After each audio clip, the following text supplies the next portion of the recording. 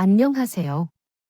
저는 60대 할아버지로 평소 이 방송을 즐겨 듣는 분입니다. 지금은 아내의 병을 간호하고 있는 중입니다. 두 부부가 하루 종일 집에만 있으니 시간이 많고 아내가 다른 이야기를 듣는 것을 좋아해서 이 채널을 자주 듣고 있습니다. 그래서 우리 이야기가 나오면 아내의 건강에 도움이 될지도 모르겠다는 생각이 들어 이렇게 사연을 보내고 있습니다. 아내가 이 이야기를 듣고 우리 행복한 시간을 기억할 수 있다면 참 좋겠습니다. 아내는 이미 짐작하셨겠지만 치매를 앓고 있습니다. 현재는 60대 중반이고 요즘에는 노인으로 취급받는 게 싫지 않아요. 그런데도 치매를 앓고 있어서 가끔은 내가 누군지도 자신의 이름도 기억하지 못할 때가 많습니다. 심할 때는 거동은 물론 배변도 가리기 힘들었죠. 더 기가 막히는 건 아내가 언제부터 이런 증세를 보였는지 누구도 모른다는 것입니다. 또한 왜 이렇게 되었는지 어쩌다 이런 상태가 되었는지도 전혀 모릅니다. 참으로 기가 막히고 하늘이 노할 만한 우리 부부의 사연을 이제부터 들려드리겠습니다. 저와 아내는 옆 동네에서 자란 사이입니다.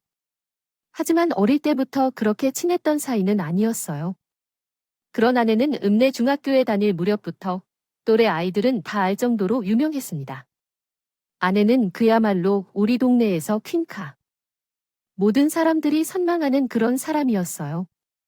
중학교까만 머리 시절부터 읍내로 향하는 버스에 아내가 타고 가는 걸 보려고 우리는 새벽부터 나와서 버스를 몇 대나 막대로 보내기도 했죠.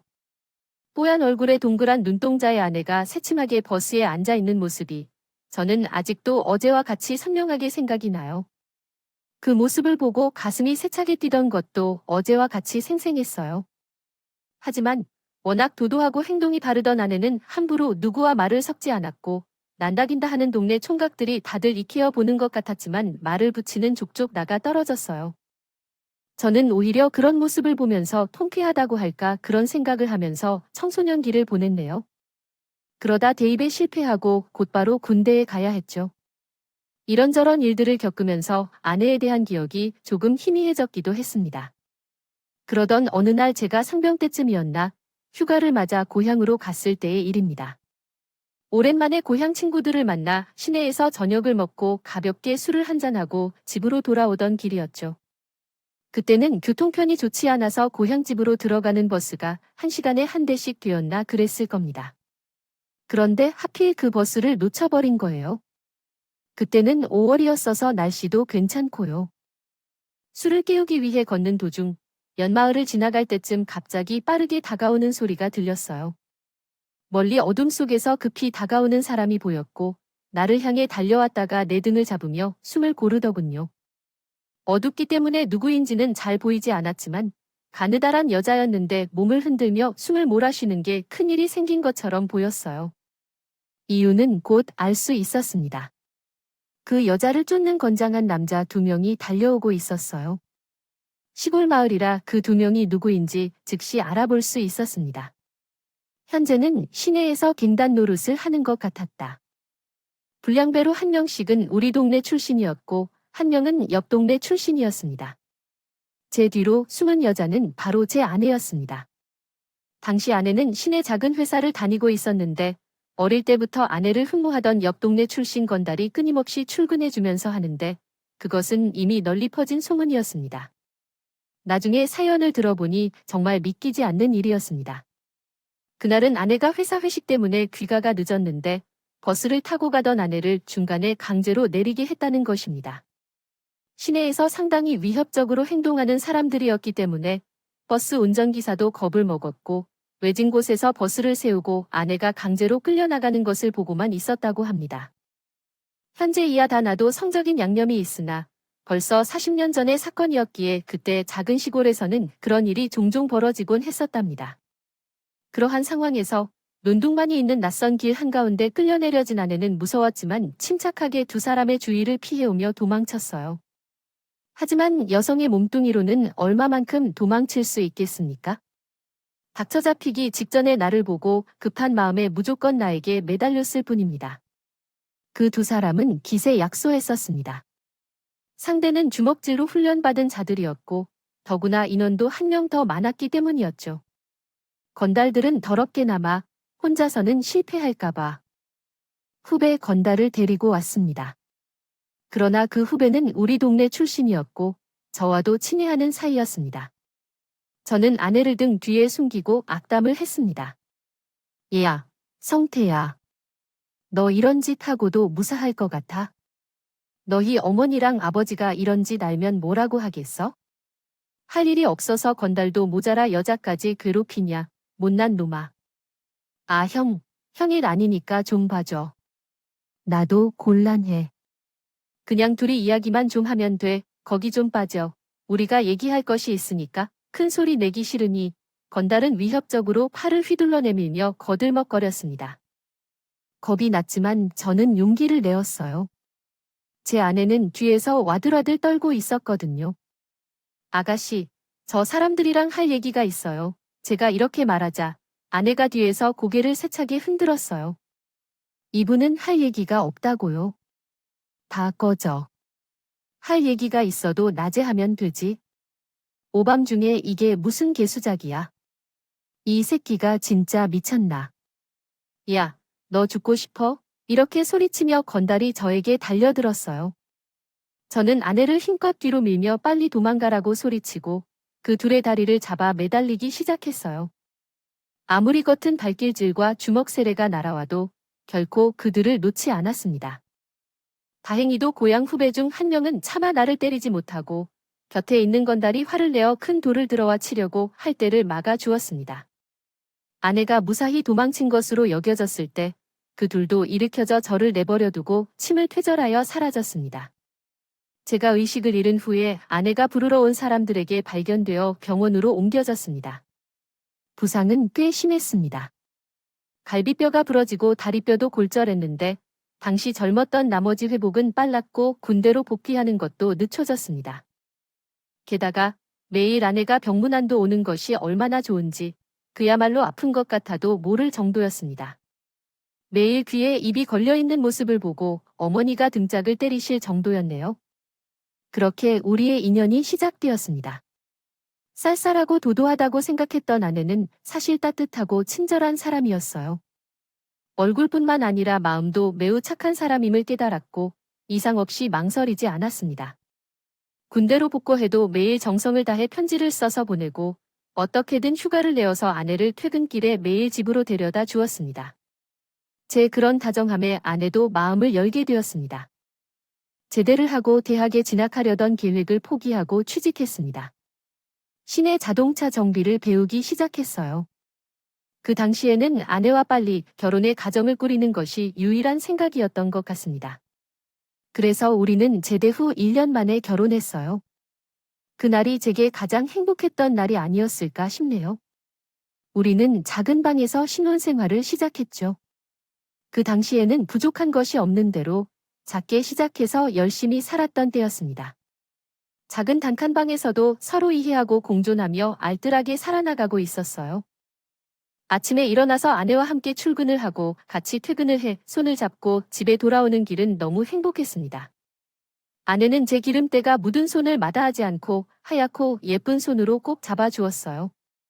작은 우리 집에서 조금씩 살림살이를 늘려가면서 작은 밥상에서 머리를 맞대고 저녁을 함께 먹는 그날들을 저는 아직도 잊지 못합니다. 제 기억 속의 그 시절들은 아직도 포근하고 향긋한 아름다운 시절로 남아있어요.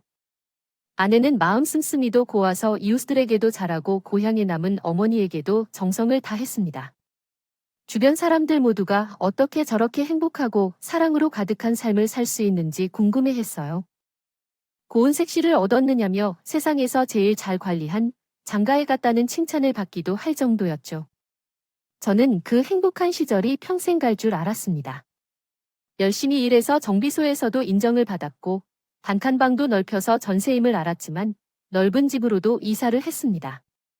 그리고 아내는 아이를 낳게 되었습니다. 그렇게 우리가 행복한 삶을 살 줄 알았던 중에 불행이 우리 인생에 찾아왔다는 것을 왜 그때 미처 알지 못했는지 지금 생각하면 한탄스럽습니다. 아내는 건강하여 만사청산이 회사에서 일했고 시내 병원에서 출산을 했습니다. 건강한 아들이 태어났고 몸조리를 위해 아내는 친정으로 돌아갔습니다. 원래는 내가 식사를 차린 뒤에 빨래도 돌려야 한다고 생각하여 친정 어머니를 우리 집으로 초대하려 했지만 신경을 쓰느라 몸조리를 제대로 할 수 없을 것 같아서 아내를 친정으로 데려다 준 거였어요. 아내의 친정에는 동생과 장인어른도 계시기 때문에 장모님만 무서우시면서 걱정이 되기도 했습니다. 처제는 있긴 했지만 아직 익숙하지 않아서 어려웠죠. 이렇게 아내가 친정에서 편안히 몸조리를 하게 되었어요. 나는 2에서 3일에 한 번씩 아내와 아들을 보러 처가에 갔고 모든 것이 원활하게 진행되고 있던 시절이었어요. 어느 날 일을 하고 있는데 허둥지둥하여 처제가 갑자기 달려와서 얼마나 급하게 왔는지 신발을 짝짝이로 신고 있는 것을 보았습니다. 형부, 언니가 왜 그래요? 무슨 일이에요? 처제가 여기까지 어떻게 왔어요? 언니가 뭐가 그런 건가요? 불길한 예감이 목 뒤를 타고 지나갔어요. 당시에는 전화도 잘 없던 때여서 처제가 급하게 말을 전해야 해서 자전거를 타고 쉼없이 달려왔나 봐요. 언니가 없어요. 아기도 없고 어디를 찾아도 없어요. 빨리 해주세요. 저는 벼락을 맞은 듯이 놀랬어요. 급히 차를 몰고 아내의 친정으로 가야 했어요. 향했어요. 머리도 얽혀있고 옷도 산발인 처제가 차 안에서 울음을 터뜨리며 말했습니다. 엄마가 오늘 저녁에 밭을 좀 매야겠다고 해서 다들 나가서 집에 도와줄 사람이 없었어요. 언니가 아기와 함께 자고 있을 테니 가서 도와줄래 하셔서 나갔다 왔는데 언니가 없어졌어요. 아기도 없고 아무리 찾아봐도 없어요. 어떻게 해야 하죠? 집에 도착해보니 동네가 난장판이었습니다. 잘 계신 아내와 아기가 사라졌으니 당연한 일이었어요. 처음에는 산책을 나갔나 생각했지만 한 달도 채 지나지 않은 신생아를 데리고 나갔다는 게 이상했다고 하더라고요. 아내는 아직 아이를 가지지 못했기 때문에 지난 하마늘 동안 저는 동네뿐만 아니라 시내까지 모든 곳을 찾아다니면서도 아내를 찾지 못했다고 말했어요. 결국 아내의 신발이 집에 그대로 남아 있었고 집안은 이불로 마구 흩어져 있었다고 했습니다. 마치 누군가 몸싸움을 벌여 그에게 끌려간 것과 같은 느낌이었죠. 우리는 미친 사람처럼 동네를 헤매다가 해가 서쪽으로 넘어가도록 시간이 흘러도 아내와 아이의 흔적을 도저히 찾을 수가 없었어요. 그래서 혹시 아내가 나를 만나러 갔는지 생각해서 시내로 향했고요. 그때 멀리 어떤 아주머니가 저를 보고 있었습니다. 아기를 안고 우렁차게 울어대는 실룩한 소리에 놀라 달려가 보니 아기는 바로 내 아들이었습니다. 아기를 안고 있는 사람은 아내와 한 동네에 살던 아주머니였고 놀란 아주머니는 주절거리며 당황해했습니다. 아니, 이 도대체 무슨 일이죠? 아기가 산 아래 바둑판 위에 누워 있었답니다. 내가 빨리 와서 아기가 깜짝 놀라서 깨어버렸나 봐요. 아기는 아주 잠이 들어 푹산 아래 덤불 속에 숨어 있었기 때문에 언뜻 보면 모르고 지나칠 뻔했습니다. 그래서 덜렁대는 손으로 아기를 안고 바다로 향했습니다. 아기는 배가 고파한 것 같아 보였습니다. 큰 소리로 울고 있었지만 다른 곳에서 다친 흔적은 없었습니다. 생채기가 지나치게 난 곳은 보이지 않았습니다. 아이는 그곳에서 아내를 찾았지만 그녀의 흔적은 어디에도 없었습니다. 하루가 지나며 며칠 동안 수색을 해봤지만 그림자조차 찾을 수 없었습니다. 그 시기에는 현재처럼 CCTV가 없었고 성인 실종 사건은 모두 가출로 간주되었기 때문에 수사가 쉽지 않았습니다. 아내가 사라진 날, 그녀는 다음 날 돌아올 것을 약속하며 집을 떠났습니다. 그 전날 집으로 돌아가기로 결심한 그녀는 집에 빨리 가고 싶다면서 이것저것 준비해달라고 부탁하여 설레고 있었지만 가출이라는 소리에 납득하지 못했습니다. 혹시 모르는 남자가 있었던 게 아닌가요? 아이까지 버리고 가는 걸 보면 가능해 보이죠.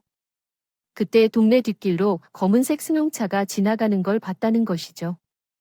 동네에는 흉흉한 소문만 떠돌았습니다.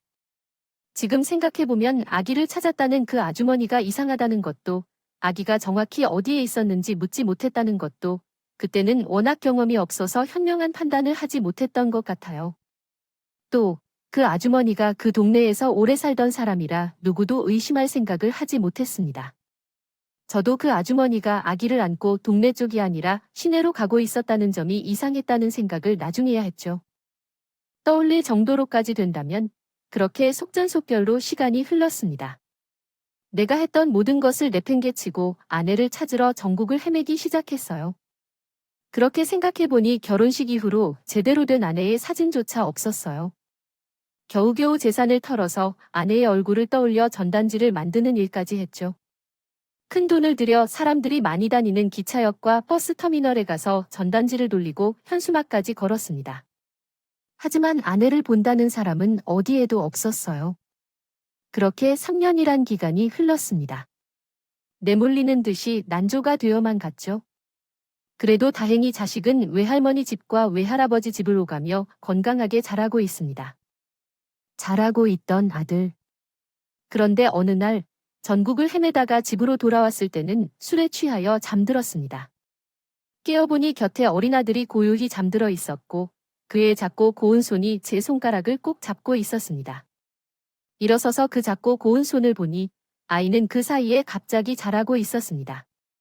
어머니가 이 모습을 보고 눈물을 참지 못했어요. 내 맘은 알지만 아이 생각해서 이제 그만해라.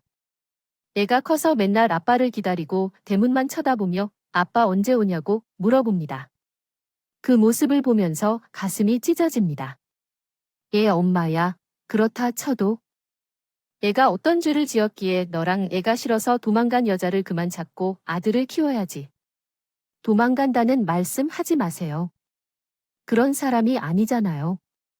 나도 알아. 그럴 이유가 아니라는 거. 하지만 못 찾을 걸 어떡하려고요?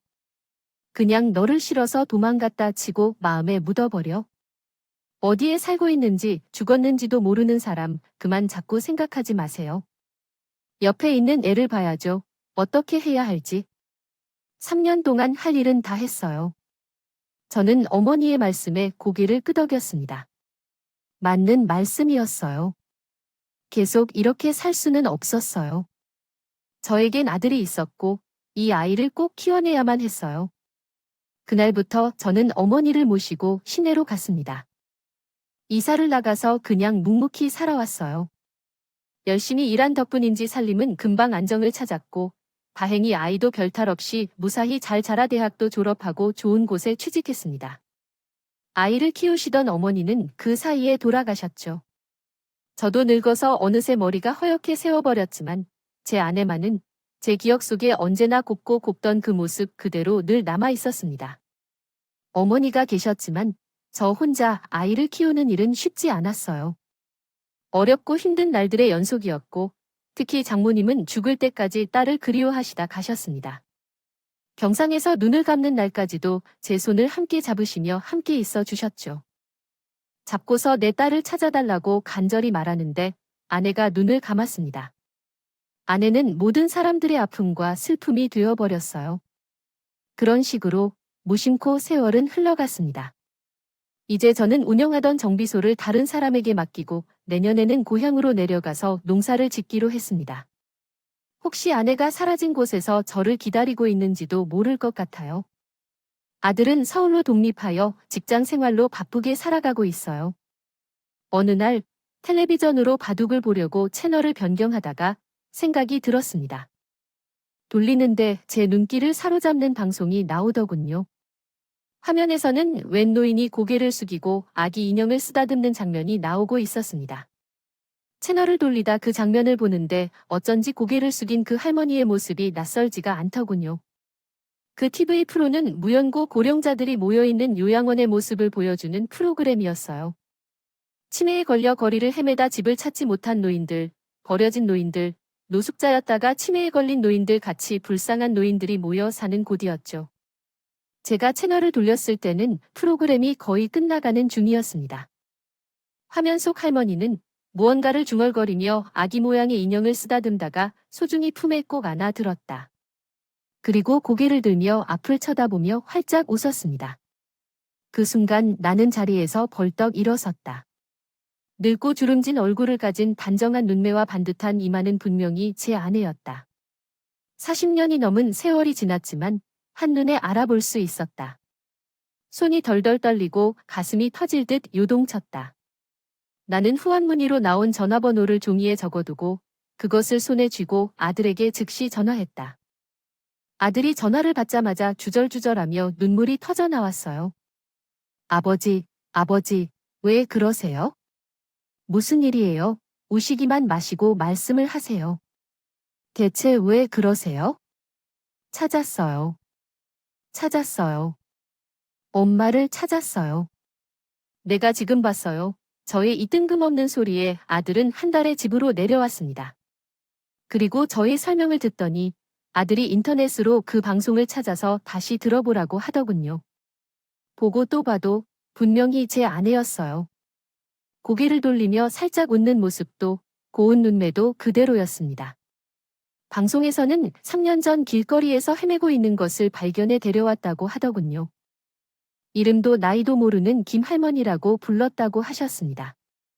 아무것도 기억하지 못하지만 특히 아기를 정말 좋아하셔서 아기 인형을 품에서 놓지 않으신다고 합니다. 방송에서 설명했습니다. 우리는 그 요양원에 대해 바로 조사해 그곳으로 달려갔습니다. 이제는 중년의 아주머니가 된 처제도 함께했죠. 요양원의 상황을 설명하고 면회실에서 초조하게 아내를 기다리는 순간은 얼마나 어려웠던지 그 오랜 시간을 기다렸는데도 그 10분이 저에게는 10년 같았어요. 마침내 문이 열리고 간호사의 손을 잡고 들어오는 아내의 모습을 봤습니다. 얼굴이 마주친 순간 나와 처제는 자리에 털썩 주저앉아 말았어요. 그 여자는 정말로 나의 아내였습니다. 머리는 새하얗게 세워지고 얼굴에는 주름이 가득했지만 우리는 한눈에 아내이자 처제의 언니인 그 여자를 알아볼 수 있었어요. 우리가 서로를 안아 통곡하는 동안 아내는 멍해서 우리를 쳐다볼 뿐이었습니다. 아내의 상태는 심각했어요. 심한 치매로 자신의 나이와 이름조차 기억하지 못하고 그동안 어디에서 살았는지조차 알 수 없었다고 했어요. 더군요, 아내의 치매는 누군가에게서 맞은 후로 시작되었으며 뇌진탕으로 인한 충격의 흔적들이 뇌에 남아있었다고까지 말했었어요. 몸 곳곳에 상처와 흉터로 가득한 채로 처제와 저는 의사의 설명을 들을 때마다 통곡하고 오열했습니다. 산다스러운 아내가 어디서부터 이재경이 되었는지를 전혀 알 방법이 없는 듯했어요. 우리는 필요한 절차를 거쳐 아내를 요양원에서 퇴원시켜 집으로 데려왔어요. 처제는 급하게 고향으로 내려가 집을 치워 거기서 살게 되었습니다. 예전에 살았던 집을 보면 조금이라도 기억이 돌아올까 희망했었지만 아내는 집으로 돌아와도 한동안 정신을 차리지 못했어요. 상태가 악화돼 동네를 배회하기도 했고 대변을 가리지 못해 처제와 저가 번갈아가며 뒷정리를 해야 하는 때도 있었습니다. 아들도 날이 날마다 고향으로 내려와 제 엄마의 팔이나 다리를 주무르고 손을 꼭 잡고 산책을 다니기도 했어요. 어느 날은 늙은 엄마가 무릎에 누워 몰래 눈물을 흘리는 것을 우연히 보았고 보기 싫어 고개를 돌린 적도 있었죠. 젖을 떼기 전부터 헤어지면서 엄마의 정을 모른 채 자란 아들의 처지가 가슴 아팠습니다. 그러나 그런 아내가 늦게라도 돌아오게 되면 우리에게는 기쁨과 행복이었습니다. 처제, 저, 그리고 아들은 마치 쉽게 깨질 듯한 유리병 같은 아내를 지극정성으로 돌봤어요. 그 정성의 보답인 듯 아내 상태는 점차 나아지고 있었어요. 다른 사람 없이는 걷지도 못하던 그녀가 조금씩 혼자 걸어다니며 배변도 잘 처리하고 자신의 이불도 깔끔히 정돈하게 되었습니다. 어느 날 우리가 함께 마루에 앉아 햇볕을 쬐며 그녀가 말했어요. 여보, 아기의 첫 줄기 시간 아닌가요? 아이가 배가 고플 때까지 자는 시간이었던데. 뭐라고? 당신이 물었고 놀란 그녀는 나를 빤히 쳐다보며 미소를 지었죠. 아니요, 뭘 그렇게 놀라요? 아기가 젖을 먹을 시간이 다 되었다고요. 아직도 아이가 조용한 걸 보니까 자나 봐요. 곧 배고프다고 깨면 올 텐데 나는 웃는 아내의 손을 잡고 눈물을 흘렸다. 이렇게 늙어버렸는데도 아내는 나를 알아보았다. 그 이후로도 아내는 이 집에 있던 기억이 조금씩 돌아오는지 나를 향해 여보라고 부르며 아기를 찾기도 한다. 그리고는 아는지 모르는지 다 큰 아들을 삼촌이라 부르며 목이 빠지게 기다렸다. 그 삼촌은 언제 온다고요? 나는 그 삼촌이 좋은데. 그 삼촌, 누나한테 한번 나가봐요. 올 때 맛있는 거 사온다고 했는데. 아들도 이런 늙은 엄마의 기다림을 행복해했다. 주말이 멀다 하고 엄마가 좋아한다는 것을. 간식거리를 많이 사 먹는 버릇이 있었지요. 그래서 어느 날은 신발도 신지 않고 뛰쳐나가서 안도 있었지만 기뻐했습니다. 그러다가 우리의 삶이 다시 자리로 돌아오며 평화를 찾을 것 같았습니다. 한 주말에는 아내가 손을 잡고 산책을 나가는데 흙투성이가 된 아내를 아들이 업고 헐레벌기 뛰어왔어요. 아들은 아버지, 큰일 났어요. 어머니가 라며 말하고 우리 형제는 놀랐고 달려나갔습니다. 그때 아내의 상태가 좀 이상하다고 생각했는데 우리는 아내가 무리를 하여 쓰러진 줄 알았지만 실제로는 아들이 등에 엎여서 악을 쓰며 발악을 하는 것이었습니다.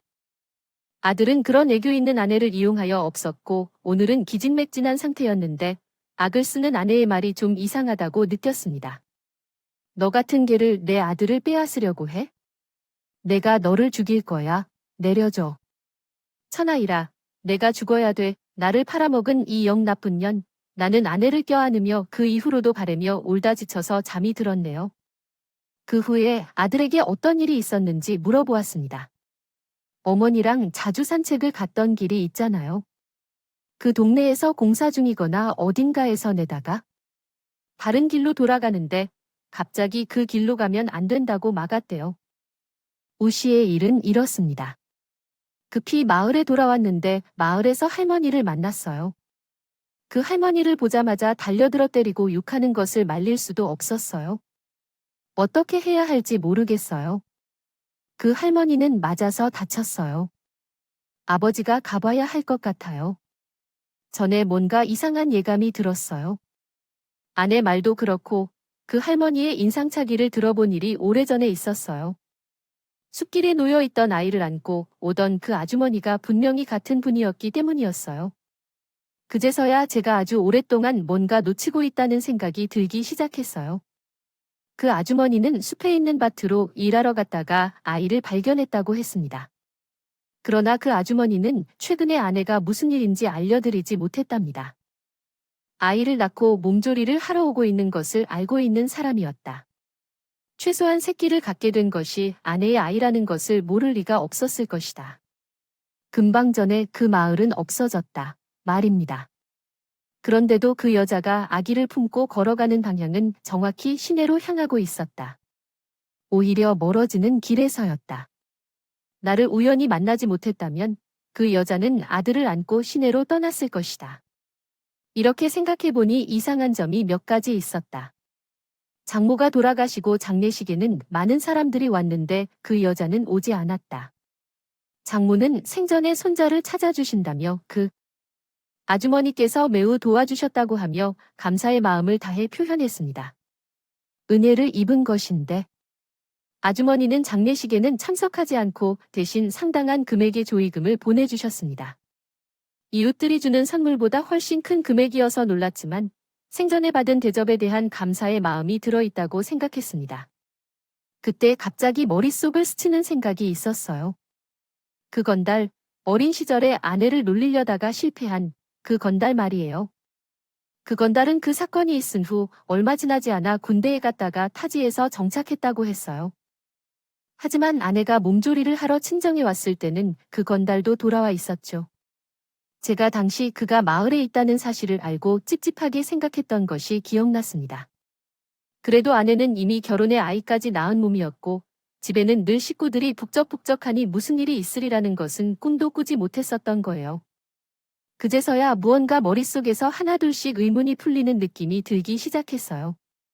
그 건달과 그 아주머니의 아들은 친한 친구 사이였다고 들었어요. 아내가 사라지는 그 난리를 치른 뒤에 그 아주머니의 아들은 시내로 나가기를 차렸습니다. 그의 번듯한 가게였기 때문에 그 돈이 어디서 났을까 다들 궁금해했었죠. 분명 그 사이에는 관련이 있는 것이 확실했네요. 저는 안절부절하는 아들을 불러앉히고 처제까지 불러서 제 생각을 모두 공유했어요. 아들은 상황을 모두 듣던 일 충분히 가능성이 있는 이야기라고 하더군요. 제 이야기를 듣고 곰곰이 생각하던 처제가 의미심장한 말을 했습니다. 형부, 그러고 보니 이상한 게 한두 개가 아니에요. 산 쪽에는 밭이 없어요. 그 아주머니 집은 농사 짓는 땅이 없어서 시내에 있는 식당인가로 일을 하러 다녔어요. 집에 빚도 많아서 늘 돈에 궁했는데요. 그러고 보니 언니가 없어진 이후로 갑자기 아들이 가게도 열고 이사도 했네. 게다가 그 아주머니는 엄마를 피하는 것 같았어요. 엄마가 늘 고마워하면서 좋은 것이나 먹을 것이 생길 때마다 찾아갔지만 잘 만나지도 않았어요. 심지어 나를 보고도 슬슬 피하는 것 같았어요. 그게 꼭 죄질 같은 사람처럼 이상하다 생각했는데 처제는 주먹을 쥐고 손을 부들부들 떨었습니다. 저는 모든 사실을 반드시 밝혀야겠다 생각했답니다. 그런 우리의 생각을 알기라도 하는 듯 길에서 아내에게 두들겨 맞는 봉변을 당한 그 아주머니는 따지지도 않더군요. 처제가 떠보들을 찾아가 봤지만 노인이 그럴 수도 있다며 괜찮다고만 했습니다. 얼마 후 저희는 아들이 잘 아는 형사를 불러서 치매에 대한 전문가와 상담을 해보았어요. 아내에게 차분하게 상황을 이야기하고 진정시킨 다음 그날 있었던 일에 대해 물어보았어요. 아내에게는 지금 안전한 곳에 있으니 걱정하지 말라고 안심시키고 손을 꼭 잡고 앉아서 용기를 주었습니다. 겁먹은 눈으로 주위를 두리번거리던 아내는 저에게 물었어요. 여보, 이러면 꼭 그 나쁜 놈들을 잡아 벌줄 수 있는 거예요? 제가 답했습니다. 그래요. 걱정하지 마세요. 당신 옆에 제가 있잖아요. 그들은 다시는 당신을 괴롭히지 못할 것이고 또한 우리 아들을 데려가지 못할 거예요. 걱정하지 마세요. 정말이에요. 다시는 나를 데려가지 않을 거예요. 그러니까 우리 아들을 당신이 잘 숨겨두어서 찾을 수 있었어요. 걱정 마세요. 알아요, 삼촌. 그렇게 잘하셔서 감사해요. 그 말을 듣는 처제와 나머지 또한 아들도 크게 놀랐어요. 아내는 아들이 삼촌이라고 불러야 한다는 사실을 이미 알고 있었죠. 아직 완전히 회복되진 않았지만 조금씩 체력을 회복하고 있는 중이었어요. 그리고 아내가 털어놓은 이야기는 그야말로 충격적이었습니다. 30년이 더 넘은 일을 아내는 아주 또렷하게 기억하고 있었습니다. 그날 가족들이 모두 나가 일을 하고 집에는 아내와 어머니의 처제만 남아 있었다고 했어요. 그런데 갑자기 그 처제가 집에 찾아와서는 이런저런 이야기를 하던 일이었어요. 산 밑에 토사가 무너진 것으로 알고 밭은 괜찮냐고 물었습니다. 이미 산모와 아이를 돌보느라 아버지가 혼자 농사를 하는 때였기 때문에 어머니가 관리하던 밭은 그동안 소홀했던 것이었죠. 깜짝 놀란 어머니가 가보겠다고 집을 나서자 처제가 그러기를 아이고 어머니 혼자 힘드실 텐데 나도 가게를 가봐야 해서 도와줄 수가 없네라고 말했습니다. 아이고, 혼자 다 할 수 있으려나. 처제가 나랑 같이 가서 도와주는 게 좋을까 걱정하고 있으니까 아내가 나는 괜찮으니 너도 가봐라고 했어요. 처제가 급하게 나가겠다고 호미를 챙겨 나가자 아주머니도 처제와 함께 나갔다는 거예요. 그래서 아무도 그 아주머니를 의심하지 않았죠. 그렇게 다 나가고 나니 아내는 아이를 젖먹이고 재웠다고 했어요. 그리고 자기도 옆에 누워 자려는데 갑자기 인기척을 느껴 눈을 떴더니 그 아주머니가 방에 들어오려는 참이었대요. 웬일이에요? 가게 가실 때 안 그러셨는데요. 뭔가 두고 가셨나 봐요. 아, 아니에요. 그냥 다시 와봤어. 아유. 아기가 얼마나 귀여운지 내가 좀 안아줄 테니 눈 좀 더 붙여. 이번에는 시간도 없잖아. 그 아주머니는 굳이 누워서 자고 있는 아기를 안으려고 하더라고요. 이상한 느낌이 들어서 아내가 아기를 안아들고 가보라고 했더니 본색을 드러내며 풍속의 아기를 빼앗으려고 했다고 했더군요. 놀란 아내가 신발도 못 신고 방을 나왔고 마당으로 도망쳤는데 그 뒤를 쫓으면서 고함을 질렀다고 했습니다. 내놔, 아기, 내놔. 넌 젊으니까 또 나오면 되잖아. 그 애 하나만 있으면 몇 명이 편해지는 줄 알아? 내놔. 그 이야기를 듣고 기겁을 하며 아내는 대문 밖으로 도망쳤습니다. 하지만 그때는 한창 농번기여서 동네에는 사람이 별로 없었죠. 그나마 사람들이 모여 있는 마을회관으로 가는 길에는 낯선 남자들이 길을 막고 있었다는군요. 그 남자들 중에서 제일 앞에는 아내를 따라다니다 욕을 보이려 했던 그 건달이 있었고 그 뒤에는 그 아주머니의 아들도 있었다고 했습니다. 그것을 보고 아내는 황급히 집 뒷길을 이용해 산으로 도망을 쳤던 것이에요. 하지만 아이를 낳은 지 얼마 되지 않은 상태로 신발도 없이 남자들을 피해 도망갈 수는 없었겠죠. 아내는 할 수 없이 아이를 외진 곳 논두렁에 잘 숨겨둔 후 반대쪽으로 될 수 있는 한 걸어 나아갔다. 달려갔다고 했습니다.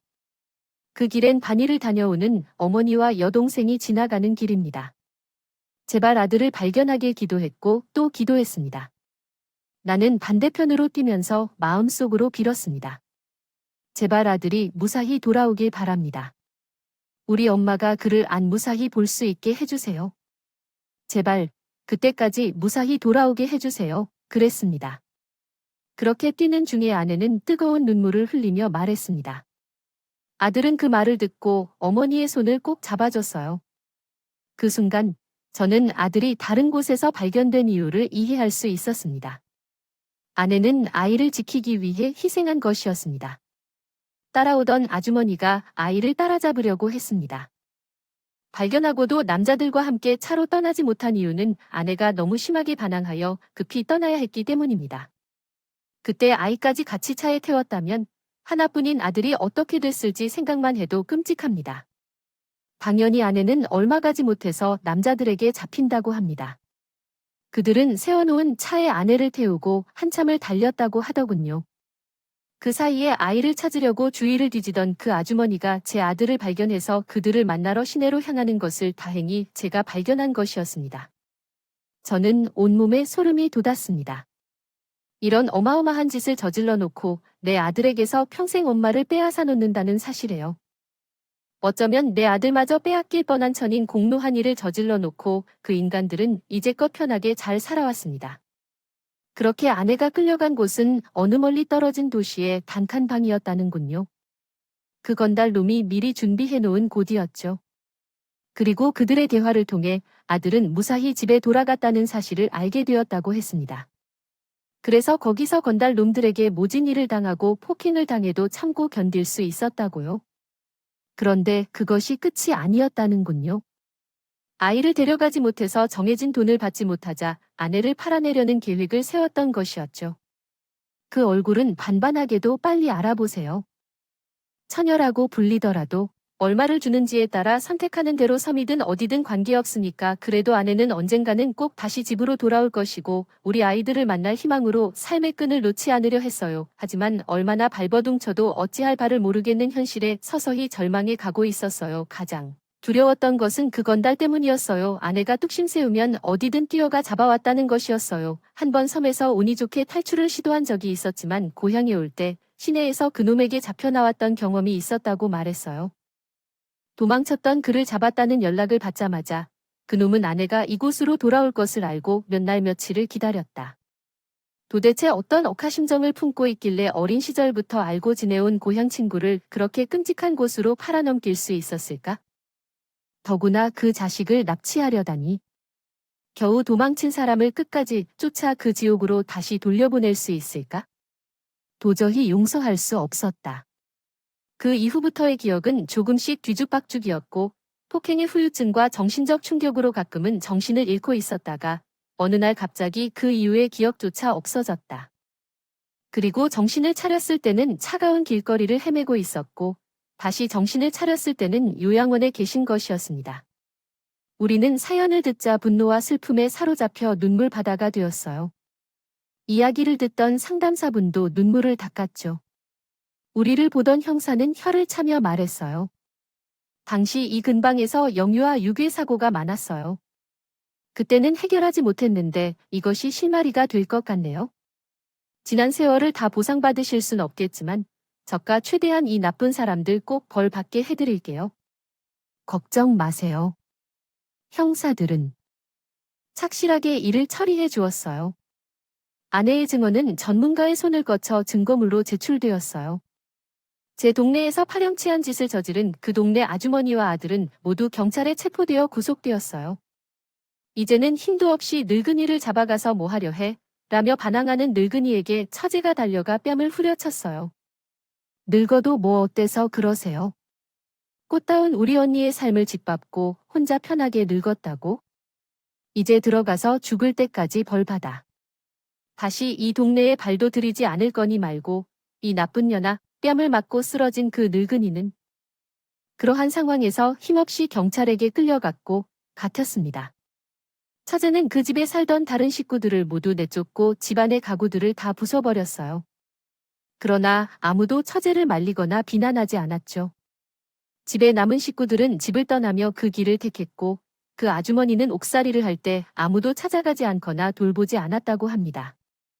그 파렴치한 아들도 같은 날 경찰에 체포되었고 그 아내를 팔아넘긴 그 건달도 곧 잡혔습니다. 그 사람은 다른 도시에서 거의 노숙자처럼 생활을 했었습니다. 젊었을 때는 건달 짓을 하며 그 말씀하셨을지 모르지만 나이가 들고 질병에 걸린 후로는 할 일이 없어져서 비참하게 살고 있다고 말했습니다. 이제는 아마도 남은 인생을 감옥에서 보내야 할 것이겠죠. 제가와 아들은 그들이 전부 잡히고 남은 일당도 다 잡히는 것을 목격했습니다. 아들은 그들에게 민사소송을 제기하여 그들의 재산을 차압하고 손해배상을 청구했어요. 돈은 모두가 아니더라도 그렇게 해서 그들 손에 아무것도 남지 않도록 하겠다고 말씀드립니다. 그렇게 해서 아내, 나 그리고 제 아들의 삶을 송두리째 흔들어 놓았던 끔찍한 일은 마무리되었습니다. 그들이 처벌을 받을수록 아내는 점점 건강을 회복하여 모든 것이 천천히 제자리로 돌아오고 있습니다. 저희는 고향을 떠나 아들과 가까운 곳으로 이사를 갔습니다. 이제 힘들고 어려웠던 과거가 있었지만 아들과 함께하는 새로운 미래를 꿈꾸기 위해서입니다. 60이 넘은 사람들이 어떤 미래를 계획하느냐고 묻겠지만 제 결혼 생활은 지금부터 시작된다는 마음이 듭니다. 제 눈의 아내는 여전히 곱고 고운 사람이고 아들은 여전히 귀엽고 어린 아이일 뿐입니다. 그리고 이제는 100세 시대입니다. 이제 겨우 인생의 반을 조금 넘게 산 것이 아니겠습니까? 앞으로도 저는 아내를 열심히 돌보며 최대한 건강하고 즐겁게 살아갈 생각입니다. 그러니 이 방송을 듣는 여러분들도 앞으로도 인생은 한참 남았다 생각하시면서 열심히 미래 계획을 세우시고 힘차게 살아가셨으면 합니다. 들어주셔서 감사합니다. 오늘의 이야기와 사연에 여러분의 소중한 댓글을 기다리면서 구독, 좋아요, 공유는 물론 알림 설정도 부탁드립니다. 그럼 오늘도 함께 읽어주셔서 감사합니다.